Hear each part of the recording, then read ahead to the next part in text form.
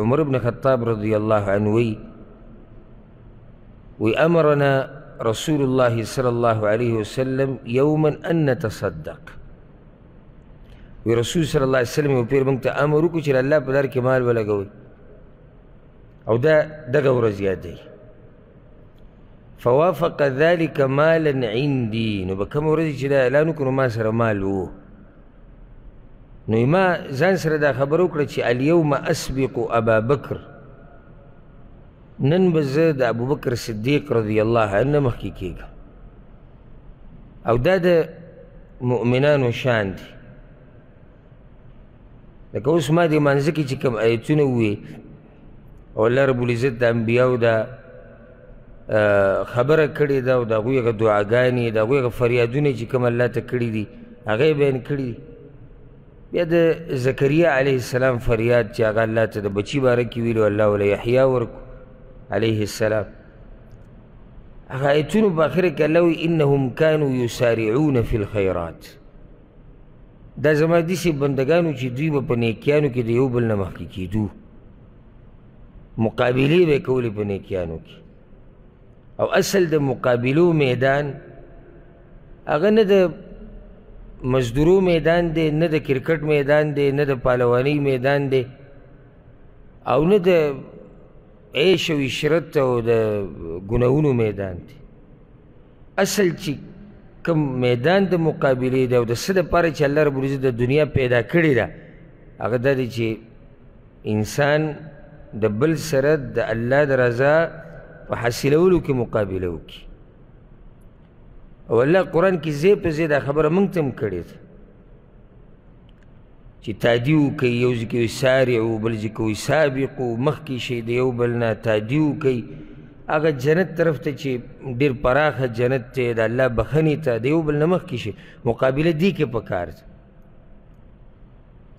نو نن سبا عامه مقابله که دنیا باره کې ده، بیا خصوصا زموږ پښتانه دوی خو سم په دې مقابلو کې یعنې هغه قوم دی چې لازم به په دې موضوع کې یادوي، لازم به یادوي. که تا کور جوړ کړو زه به د هغې نه ګډ جوړوم، که ما جوړ کړو ته به د هغې نه ګډ جوړې، که د دومره تنخواه ده زه به دومره جوړوم، که د دومره بچي دي زه به دومره، او ټوله دغه یو مقابله روانه ده. مشران پکې مخته دي او کشران پکې مخته دي، یو بل ته نصیحت هم دغه روان دی. دنیا دا زموږ دومره پکار دی چې زموږ په ژوند رواني، مقابلو ته پکې ضرورت نشته. او بله دا چې عجیبه دا ده موږ سوچ دې ته نه کوو. الله قرآن کې وایي سورت بني اسرائیل کې من کان یرید العاجله عجلنا له فیها ما نشاء لمن نرید. که څوک د دنیا غواړي که نه، نو الله وایي څومره چې زما خوښئ او چاته چې زما خوښئ هغه له یې ورکوه. حالانکه غواړي یعنی ډېر، خو میلاویږي هغه چاته چې الله یې وغواړي او بیا دومره ورته میلاویږي چې څومره الله وغواړي. یعنی که دنیا کې ما ورته ډېرې مقابلې وکړو نو په مقابلو دنیا نه ډېرېږي. ومن اراد الآخرة وسعى لها سعيها وهو مؤمن. والله وایي چې څوک آخرت غواړي د هغې دپاره محنت وکړي، کوشش وکړي او دی مسلماني، نو د ده دا محنت نه ضایع کېږي. یعنی د آخرت باره کې داسې نشته چې ما ورته ډډه ولګو چې د نصیب خبره ده. حالانکه خبره موږ الټه کړې ده، د آخرت په موضوع کې هم ډډه لګولې ده چې زه الله بخونکی مهربانه ذات دی. هر چې دنیا ده نو د دې لپاره به د ځان نه سرمن اړې. دنیا لږ ډېر اسباب سړی لټوي څومره چې وس کړي، بیا به راته میلاویږي دومره څومره چې په نصیب کړي. او آخرت دپاره مقابله، آخرت دپاره سخته تېرول، آخرت دپاره محنت او کوشش. نو دا طریقه د صحابه کرامو هم وه چې دوی به د یو بل سره د نیکیانو په کارونو کې مقابلې کولو. دې ځای کې عمر رضی الله عنه دا نه دي ویلي چې ما دا ووایي چې یاره د ابوبکر دومره کورونه یې زه به دومره جوړ کړم، یا د هغه دومره بچي دي زما به دومره، یا د هغه دومره جایداد دی زما به دومره. دا خبره یې نه ده کړې. خو ما وی چې نن د ده نه زه د خیر په دې کار کې مخکې کېږم، ځکه چې دی هر کار ته مخکې دی. نو فجئت بنصف مالی، ما یعنی زما سره چې څومره سرمایه وه د دې نیمه ما راوړه، دا لویه قرباني ده، لویه قرباني ده. یعنې بعضو ته چې دا ووایي چې یاره د دې کس سره صرف مرسته کول دي، په ده باندې خوله راشي. یعنې مرستې دا مطلب خو نه چې ته نیم مال له واله دلی ورکړه یا پوره مال دله ورکړه، خو څه معمولي څو روپۍ به ورکړې که نو په ده خوله راماتې شي او ښه په جمې کې به خوله راماتې شي چېرې دا خو به زما نه روپۍ لګي او دا خو نیم خپل یعنی مال او اساسه چې تا سره ده د هغې نیم ته راوالی ورکړې الله په لار کې دا ډېر ګران کار دی. نو رسول صلی الله علیه وسلم راته وایي چې ما ابقیت لاهلک، بچو دپاره دې شاته څه پرېښودو؟ ما ورته وایي چې مثله، د دې امره مې نور پرېښودی دی. واتى ابو بکر رضی الله عنه بكل ما عنده، ابو بکر صدیق رضی الله عنه سره چې څه وغه ټول یې راګستی. نو رسول صلی الله علیه وسلم ورته وایي چې یا ابا بکر ما ابقیت لاهلک، تا خپلو بچو دپاره څه پرېښودي دي؟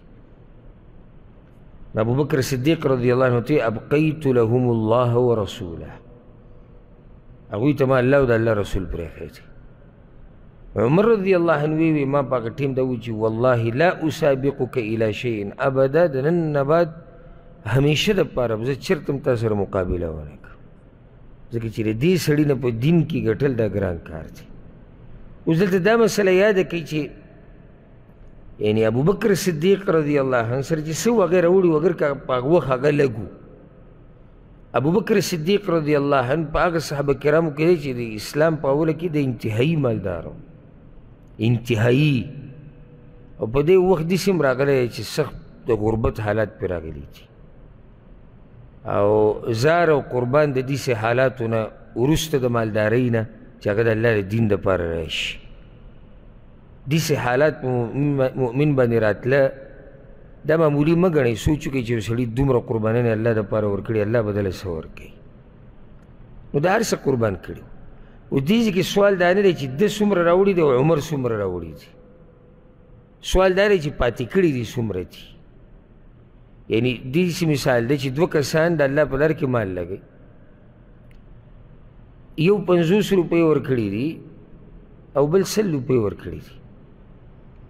هغه 100 والا دا وایي چې 100 ما سره جیب کې نور هم پرتې دي او 100 دا دي، او 50 والا وایي ما سره صرف دغه 50 ما ورکړي دي. د دې قرباني د هغې نه ګټه ده.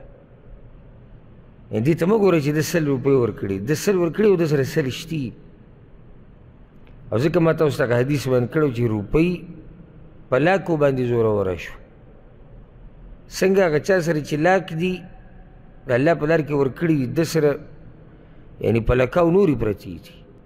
دا 1 روپۍ چې ورکړې ده یا 2 یا 10 یا 15 اوس چې څومره پسې ته وایې، حدیث کې به طور مثال بیان شوي، د ده سره دغه روپۍ جیب کې پرته وه، هغه یې هغسې الله په لار کې ورکړې ده، نورو سره څه نه و. نو د ده د صدقه د هغه نه درنه ده، ځکه چې د غریبۍ یره شتي، د بچو باره کې سوچ دی، د خپل ځان باره کې سوچ، ډېرې خبرې شتي او سره د هغې یو سړی دغه روپۍ راوالي ورکړي الله په لار کې. نو دا قرباني هغه قرباني ده چې یعنې د دې بلې نه درنه ده، اوچته ده. نو دې ځای کې ابوبکر صدیق رضی الله عنه دا قرباني دا نه هېرېدونکې قرباني ده چې سړی هر څه راولي الله په لار کې ولګوي. دې باندې ما خبره مخکې کړې وه چې د هجرت دپاره چې وتو نو څومره پیسې چې ورسره پرتې وي هغه ټولې راغستې وي.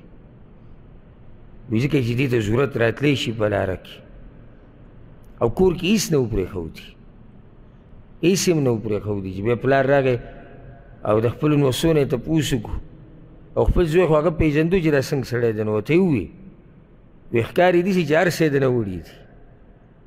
نو اسما ورته ووایي رضی الله عنها، وایي ما ورته وایي چې نه نه موږ ته یې پرېښي دي، څه نه څه سامان خو هغه کور کې پرېښوده و که خو د پیسو خبره یې کوله، پیسې هغه ټولې راګستې الله په لار کې راګولې.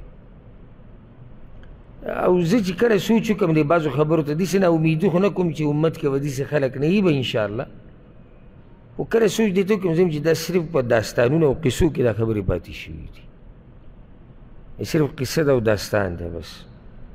موږ ته بیان شوي دي او موږ یې بیانوو او بیا به یې نور بیانوي او بیا به یې نور بیانوي. یعنې هغه به خوشبخته انسان وي چې په دې کې په دېسې کارونو کې د دغه خلکو تابعداري وکړي او د هغوی په نقش قدم روان شي. او شتي الحمدلله امت کې داسې خلک خو هغه یعنې ډېر لږ دي، لکه په ډوډۍ کې چې مالګې هغه ډېر لږ دي. او ځکه زموږ دا حالات دي، یعنې که یوازې دا زکات په صحیح طریقې سره راوویستی شي که نه زکات، نو په دې امت کې به غریبان هم پاتې نه شي باذن الله. صرف زکات یعنې عام نفلي صدقات او خرچې نه هم، کوم چې فرض دي په مسلمانانو باندې. یا ته ګورئ چې غریبانان څومره به وي، هلته د جیب له لاس وړل دا ډېر ګران کار دی، دا ګرانه قرباني ده. نو الله دې موږ له دې توفیق راکړي. د امین سره محنت، صرف امین باندې هم کار نه کوي، امین او محنت او کوشش. او رسول صلی الله علیه وسلم بلال رضی الله عنه ته ویلي، بلال وی لګوه او مه هېرېږه په دې چې عرش والا به خپلې خزانې بندې کړي یا تنګې به یې کړي په تا باندې.